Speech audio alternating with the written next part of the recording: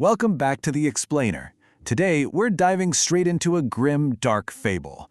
We are going to explore a genealogical diagnosis of human morality, heavily drawing on Nietzschean philosophy and philology. It's a fascinating, deeply atmospheric journey into the very roots of our values. So, let's get right into the shadowy depths of this moral ledger. I want you to listen to the flat, unanswerable voice of the spirits as they diagnose our condition. In the uncanny mirror, the shadow lengthens again after little noon, and what crawls along the fracture is no longer merely the small, it is ressentiment self. Wow, it's an ominous, creeping presence, right?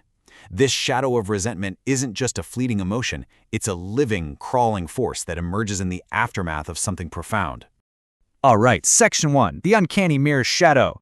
To really grasp this shadow, we have to look back at the mythological world before the fracture. Picture the Great Noon, this moment of absolute clarity and sovereign strength. On one side, you have the original noble type. These individuals act, they forget, and they affirm life. Their strength just flows effortlessly outward into the world. But opposite them emerges the man of resentment, blocked, frustrated. Their instinct for revenge can't go outward, so it's forced inward where it festers and eventually becomes completely spiritualized. Which brings us to Section 2, the birth of resentment. Now, what's really fascinating here is that this inward revenge didn't just sit there. It became a terrifyingly creative force. We're not talking about your everyday, run-of-the-mill envy.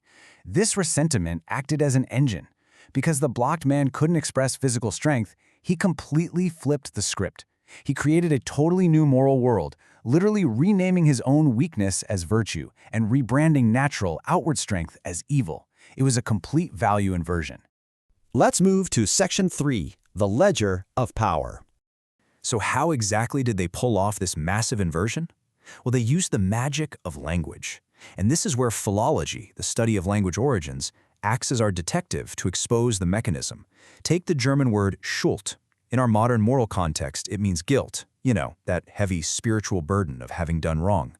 But if you trace its root, it simultaneously means debt in a strictly financial, material sense. The lofty spiritual concept of feeling guilty is actually rooted in the earthly reality of owing someone money.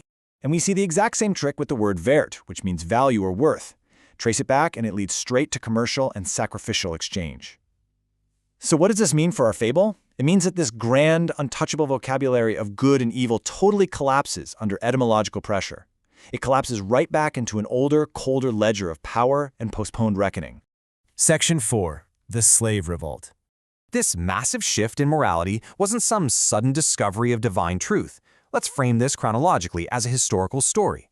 Once upon a time, the raw power of the strong dictated the world. The creditor held the original right. But then, enter the priestly class. Unable to defeat the warriors in physical combat, they used their cunning to enact this massive spiritual inversion. Over centuries, that seed took root, evolving into the democratic and egalitarian instincts that spread across societies, ultimately locking in the modern moral valuations that we just accept today without question. Moving on to Section 5, the modern moral inversion. Let's impartially break down the ledger here to see how this ancient, unpaid debt secretly governs us right now. Think about the original state of affairs. The ancient ledger affirmed strength and the unquestioned right of the creditor. But in our modern inversion, that exact same strength is now diagnosed as evil. The creditor's original right has been completely overthrown and replaced by the debtor's sacred claim. The weak, the debtors, claim the moral high ground by using their very weakness as proof of righteousness.